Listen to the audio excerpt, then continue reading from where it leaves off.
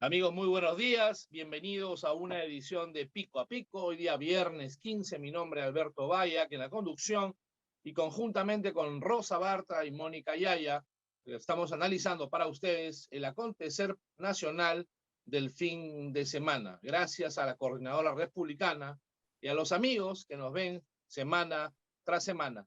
Comenzamos. Buenos días, Rosa. Buenos días, Mónica. Hola, buenos días. ¿Cómo están? Buenos días, Mónica. Buenos días, Alberto. Felices de Gracias, estar Rosa. acá, aunque hoy es un día muy, muy especial, ¿no? Un día de profunda reflexión. Sí, claro. Las noticias que han resaltado esta semana, ¿no? De Semana Santa, han sido pues fundamentalmente en el ámbito nacional de desabastecimiento de medicinas y por supuesto la falta de emisión de pasaportes que ha generado muchísimos problemas a muchos ciudadanos que pretendían viajar al interior del país producto de Semana Santa.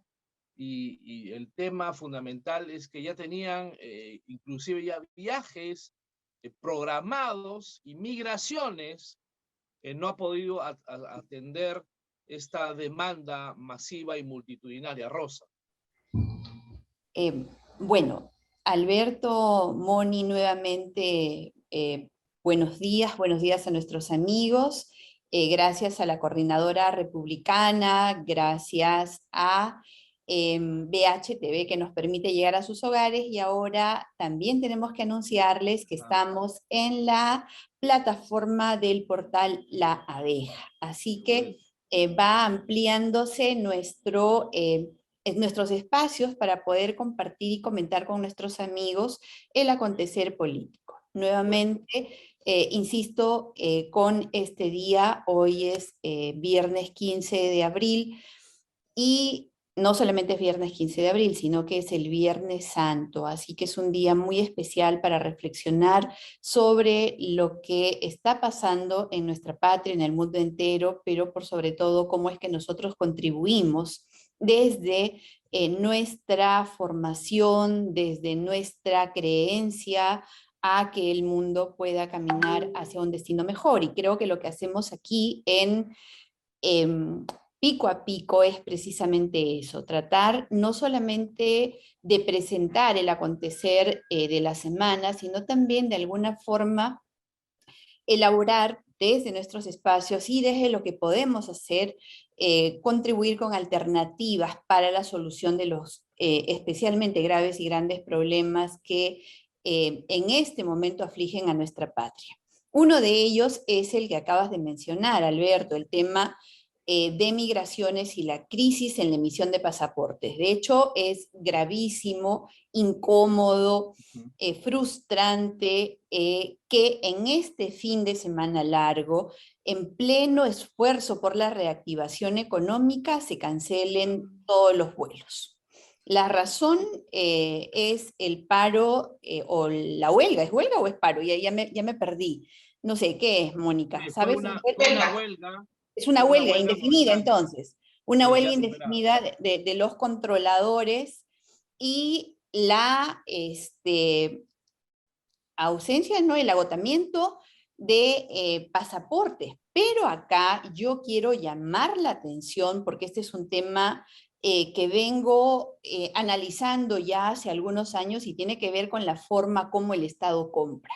Yo estoy segura que Mónica, que tiene una amplia, pero amplia, no solamente experiencia, sino sobre todo el conocimiento de las compras en el sector estatal, va a darnos más luces con respecto a esto. No es posible que cuando el Estado compra o compromete hacer una compra, o se compromete a hacer una compra, lo haga priorizando las condiciones de un único proveedor, que es lo que tenemos en este momento, una empresa francesa que ha impuesto totalmente sus condiciones para la emisión, para la venta de los pasaportes y estos puedan ser emitidos por migraciones, y bueno, pues sumado a eso, ya no se puede contratar con ninguna otra empresa porque se tienen las condiciones impuestas por esta empresa extranjera, en este momento no hay pasaportes. Entonces le sumamos a los cuernos los palos, ¿no? Porque a malas decisiones de gestiones anteriores le sumamos la ineficiencia de la actual. ¿Quiénes pagan al final las consecuencias? Los ciudadanos, todos aquellos que necesitan un pasaporte para las razones que le fuesen necesarias. No es precisamente un privilegio, como han querido decir algunos, que bueno, que si queda alguien sin pasaporte y no puede ir al extranjero no pasa nada. No, porque las razones que te llevan a requerir un documento de identidad válido en el mundo, como es el pasaporte, no es un privilegio. Y acá no solamente quiero llamar la atención, porque sé que estoy con un panel no solamente crítico, sino también analítico y sobre todo propositivo. Quisiera llamar la atención, uno, con la forma de compra, y dos, con las soluciones que se ofrecen. Fíjate que el Congreso de la República impulsó un proyecto de ley que finalmente ha pasado a un cuarto intermedio, mediante el cual lo que proponía era extender el periodo de vida del pasaporte. Ok, perfecto, puede sonar una solución momentánea, pero que finalmente aliviaría esta necesidad de los peruanos que requieren un pasaporte. El problema es que al tener nuestros pasaportes un formato que permite que puedan ser leídos en cualquier parte del mundo, no es con una ley que estos van a recobrar su vigencia, porque te vas a un aeropuerto en cualquier otro lugar del mundo y al pasar la lectora, el documento naturalmente va a leerse como inválido. Entonces, digamos que no estamos encontrando soluciones ni en el Ejecutivo, ni en el Legislativo, y nuevamente los peruanos en medio de este desastre pagando todas las consecuencias. En medio de la pobreza, del desempleo, la frustración, le sumamos todo esto. Me hace pensar que es urgente un cambio que nos oriente a poder recuperar las instituciones, porque el Perú no puede seguir en el colapso. Sí, gracias, Rosa. Mónica, indudablemente la problemática de los pasaportes que hemos podido visibilizar, ya se evidencia pues un hartazgo en la sociedad que se manifiesta en las diversas protestas, los conflictos sociales. El tema de los pasaportes ha sido vital, pero también vemos que incluso hasta los monumentos arqueológicos como Cuela están cayéndose con una inacción del gobierno, pero insostenible. Cierto. Permíteme un momento primero saludar a todos nuestros seguidores y agradecer a Coordinadora Republicana y a BHTV, y como no, también a ustedes, Alberto y Rosa, por acompañarme cada semana en este programa. En primer lugar, quisiera tomar lo que ha dicho Rosa respecto al tema de los pasaportes y recordar a los peruanos que en realidad el derecho de salir y entrar del país, salvo el establecimiento de medidas sanitarias o una orden judicial o el cumplimiento de la ley de extranjería, el salir y entrar del país es un derecho constitucional, que es el derecho al libre tránsito y que está consagrado en el artículo 2, inciso 11 de la Constitución. Nosotros tenemos derecho a salir y entrar al territorio nacional cada vez que lo necesitemos, porque puede ser que salgamos no necesariamente por turismo, sino por salud, por motivos de educación. Hay quienes estudian en el extranjero y necesitan el pasaporte para iniciar sus estudios afuera. Y hay personas que necesitan salir a trabajar en el Perú, en donde en estos momentos no hay trabajo. Entonces, lo que está haciendo el Estado peruano al desabastecernos de pasaportes es atentar contra un derecho constitucional, y allí también debería estar nuestro defensor del pueblo. Por otra parte, hay que tener en cuenta, y ojalá que se iniciaran investigaciones, porque hay rumores. Miren, en primer lugar, se cae ese mito de que las empresas extranjeras, por más francesa que sea, es más cumplida que una empresa peruana, que un proveedor peruano, por lo cual también se cae ese famoso mito de la benevolencia o de la ventaja allá de los contratos de gobierno a gobierno, contratos contra los que yo siempre estaré porque atentan contra la soberanía nacional. Pero hay una cosa aquí, hay un rumor muy fuerte, que detrás de esta empresa francesa está el gobierno cubano. ¿Y esto qué implica? Que las empresas, o mejor dicho, la empresa que se encarga de elaborar las libretas, tendría también a su disposición el Registro Nacional de Identificación Civil de todos los peruanos. Y si es cierto que detrás de esta empresa francesa está Cuba, el gobierno cubano, pues allí podríamos tener no solamente una explicación por lo que puede estar sucediendo para hacer colapsar el derecho que tenemos a salir y entrar al país, sino también podría estar una explicación, o mejor dicho, surge una preocupación sobre la información que pueda estar manejando esta empresa. Ojalá me desmientan. En cuanto a la huelga de los controladores, creo que es un tema también fundamental. Y quizás es un problema que está más cercano a todos los peruanos de lo que creemos, ¿no? En primer lugar, de todos modos, se ha generado el problema de la imposibilidad de hacer los viajes que muchas familias peruanas o muchos trabajadores peruanos, muchos peruanos tenían programado quizás para regresar por estas fiestas santas a su tierra, a Trujillo, Ayacucho, Cusco, se ha visto afectada también Tacna, y finalmente las empresas aéreas han tenido que suspender sus vuelos a nivel nacional. Es decir, con esta huelga laboral de los controladores aéreos se ha afectado a 8.000 peruanos y extranjeros que iban a trasladarse por lo menos al interior del Perú y que no solamente generan consumo turístico, sino que también han afectado su derecho incluso a reunirse con sus familias. Pero hay otra cosa aquí importante, muy importante. Esta huelga, que felizmente ya fue suspendida, esta huelga la han realizado los controladores aéreos porque se han vulnerado sus derechos laborales. Están vulnerándose sus derechos humanos y ante la falta de atención por parte de CORPAC, pues ellos han decidido ir a esta huelga laboral. ¿Y qué pasa con los demás trabajadores peruanos a quienes también se les está vulnerando sus derechos laborales?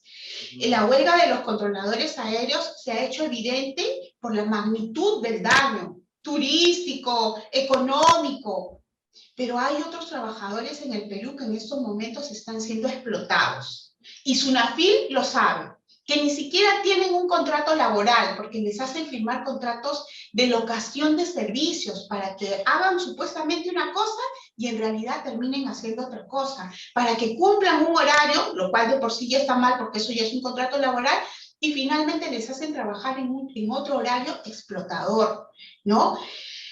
Yo creo que aquí, y sobre todo en un día como hoy, en el que la reflexión debe ser mucho más profunda respecto a la conducta que tenemos los seres humanos frente a nuestros hermanos, yo creo que en un día como hoy, entre las cosas que debemos pensar, entre las cosas que debemos reflexionar, porque no se trata solamente de hacer empresa, sino se trata de respetar a otros seres humanos. Como dice el segundo mandamiento de la iglesia, o de la ley de Dios, nosotros tenemos que amar a nuestros hermanos como a nosotros mismos. A nosotros, a ninguno de nosotros nos gustaría que nuestro hijo, que nuestro hermano, que nuestro padre sea explotado, como actualmente son explotados muchísimos trabajadores en el Perú. Acuérdense lo que pasó en la fábrica Nicolini, donde murieron 2 chicos de 17 años, asfixiados en un incendio del que no pudieron salir porque el empleador los dejó encerrados con llave. Capital, sí. Empresa, muy bien, la necesitamos. Pero nunca explotación contra otro ser humano. Gracias. Gracias, Mónica. Rosa.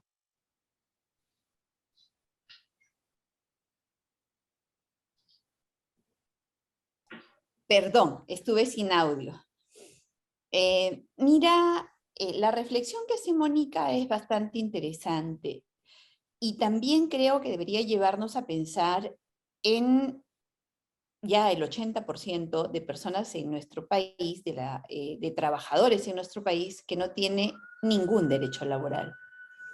Que por la situación estructural de nuestra patria están en la informalidad y por lo tanto no tienen ningún derecho laboral.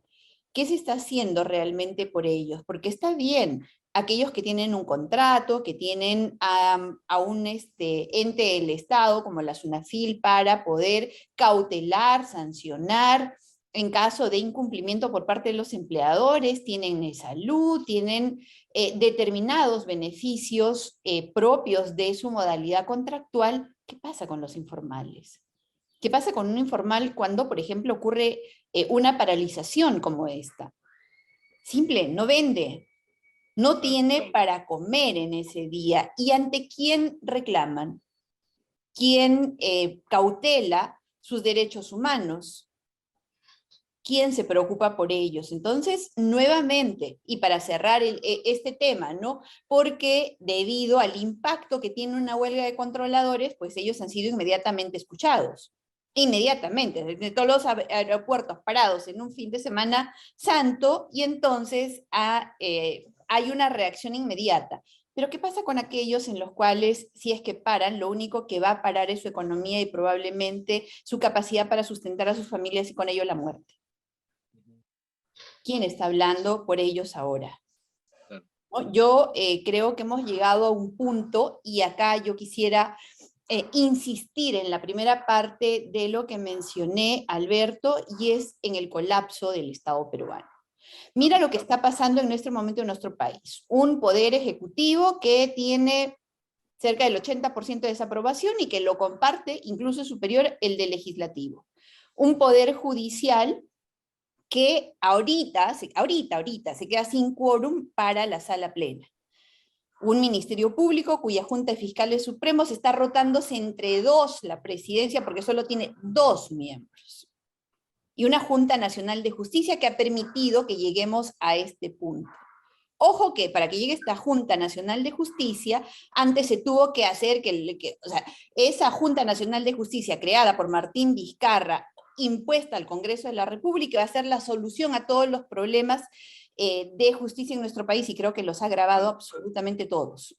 Seguimos. El Tribunal Constitucional tiene solo 6 miembros, es decir, está incompleto, y 5 de ellos tienen mandato vencido y ahorita van a estar vencidos todos. El Defensor del Pueblo con mandato vencido. Alberto. Terrible. Alberto, ¿dónde están las instituciones en nuestro país? Tanto los poderes como los organismos constitucionalmente autónomos han colapsado. Es urgente que haya un golpe de timón que permita que en medio de todo este caos, que estamos al borde de la anarquía, podamos reflotar el barco, porque de lo contrario, sea con elecciones anticipadas, sea que se vaya Pedro Castillo y entre Dina Boluarte, sea que se vayan los dos y entre María del Carmen Alba, sea que se vayan todos, creo que el descontento que hay y el descrédito que hay en este momento nos llevaría a probablemente tener a alguien que responda peor que Pedro Castillo. Y eso es particularmente grave porque ya esta semana se han conocido los candidatos a los gobiernos regionales y a los gobiernos municipales, tanto provinciales como distritales. Y digamos que el menú no está precisamente como para augurarnos un banquete que nos ayude a solucionar nuestros problemas de hambre, no. Entonces, este escenario de polarización, de crisis, de descontento, puede llevarnos a un gran desastre en octubre, ahorita. Y entonces, en un estado en el cual la descentralización no ha sido un éxito, sino más bien un rotundo fracaso, y que lo único que realmente se ha logrado descentralizar es la corrupción, entonces sí es urgente que por lo menos quienes desde espacios pequeñitos como este, el Pico a Pico, o desde espacios más grandes como en los que están ustedes, por ejemplo, o los más grandes donde están quienes detentan el poder, se pueda orientar un cambio para resolver problemas. Porque De lo contrario, esto se viene cada vez para peor, y repito, en medio de esos enfrentamientos, de ese caos, está el 90% de peruanos que desesperados ya no saben a dónde mirar. Y lo único que quieren es que se restablezca el orden a cualquier precio. Y esto puede llevarnos a un extremismo de izquierda o de derecha. Y creo que ningún extremo es malo si no miremos lo que está pasando en nuestros países vecinos. Claro que sí, gracias Rosa. Mónica, tu comentario. Bueno, efectivamente estamos absolutamente preocupados. A mí me preocupa muchísimo algo, ¿no? Que es la ruptura de la moral de la nación. Miren, normalmente, y esto es algo que no es ningún secreto, cada región tenía su Odebrecht, ¿no? Mafias de corruptos que algunas veces, y la mayoría de veces, tenían como nido, como centro de operaciones el gobierno regional, ¿no? El presidente del gobierno regional, un pequeño dictador dentro de la región en donde tenía jurisdicción. Y estos pequeños dictadores en regiones estaban absolutamente acostumbrados a arrasar contra el derecho que tienen los peruanos de vivir en un ambiente libre de corrupción. Completamente acostumbrados estaban, y además ellos pues se creían inmunes. Esa misma situación ha sido ya instaurada de manera formal en Palacio de Gobierno en Lima para todo el Perú, ¿no? ¿Y quiénes tienen la culpa de esto? Disculpen, estamos en Semana Santa, pero una cosa que no debe ser confundida, y que yo creo que en cierta medida también tiene que ser un mensaje para la iglesia. Jesucristo, entre otras cosas, nunca fue hipócrita, porque Jesucristo, cuando se dio cuenta que estaban haciendo de la religión una mercancía, echó abajo todo y les gritó: hipócritas, le dijo a los comerciantes, a los negociantes que estaban alrededor de la iglesia. Entonces, la enseñanza que nos dio Jesucristo efectivamente es el perdón, pero no la hipocresía. En consecuencia, yo creo que una de las cosas que como cristianos nosotros debemos hacer también es levantar nuestra voz y saber protestar cuando algo está mal.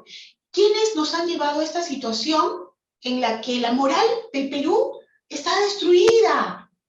Está destruida porque ya es normal ver al presidente de la República despachando en una casa oscura con los proveedores del Estado en la famosa casa de Zarratea. Ya es normal que veamos a los hermanos de los ministros ganando millones de soles sin que esos contratos se anulen, a pesar que Contraloría ha dicho que son ilegales, ¿no? Ya es normal que la señora Dina Boluarte haya cobrado su remuneración y con nuestra plata haya financiado su candidatura a la vicepresidencia de la República. ¿Quién ha roto la moral de los peruanos? Los caviares. Y como siempre se dicen los caviares, yo voy a decir nombres: Salvador del Solar, Martín Vizcarra, Verónica Mendoza, Susana Villarán, Nadine Heredia, y toda esta gente que ustedes ya saben que forma el grupo de los caviares, para quienes la ley se aplica para unos y para otros no, ¿no? Para quienes la ley es flexible. Si me cae bien, defiendo a esta mujer que está siendo atormentada por un grupo de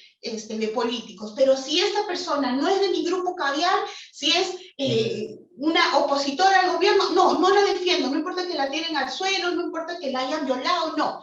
Esa flexibilización de la ley, esa flexibilización de la moral por sus negocios, eso tiene que ser denunciado, porque esa actitud, ese comportamiento, esa conducta han llegado a romper la moral de los peruanos. Y esa situación es muy penosa, mucho más triste y mucho más preocupante que los actos de corrupción del presidente de la República, porque si los mismos ciudadanos no tienen la capacidad moral para controlar a sus autoridades, habremos perdido casi todo como patria. Gracias. Gracias, Mónica. Rosa, tu último comentario. Yo nuevamente, ¿hacia dónde vamos, no? Quo vadis. ¿A dónde estamos yendo? Mira a lo que ha dicho Mónica con respecto a la moral que tiene el pueblo peruano, al colapso que he mencionado yo del Estado como tal, a la desinstitucionalización. Yo quisiera hablar un poquito de las medidas que se toman. Y vamos a hablar del pasado reciente, digamos. Cuando empezó el trabajo fiscalizador del Congreso del 2016 hacia lo que significó el latrocinio de Odebrecht o el mal manejo del Estado. Lo que tuvimos en ese momento fue algo que se vendió como obstruccionismo al gobierno de Pedro Pablo Kuczynski. Finalmente PPK renuncia y en esa etapa final, antes de la renuncia de PPK, lo que decía es ya no importa que se vaya PPK y venga Martín Vizcarra. Es más, Martín Vizcarra entró en olor a multitud. Luego se tuvieron los problemas entre el Congreso y Martín Vizcarra. Todo el mundo dijo que se vaya el Congreso, que venga cualquier Congreso, porque cualquier Congreso va a ser mejor que este, y que se vaya, y se hablaba del peor Congreso de la historia. Vino otro Congreso, fue mejor que el anterior, Vizcarra fue mejor que PPK, este Congreso es mejor que el Congreso del 2020, digamos. Ahora la gente reclama, congresistas, vaquen, congresistas, denuncien. Pero antes, ¿qué se le decía, por ejemplo, a Mauricio Mulder? Obstruccionista, vacador y tal por cual.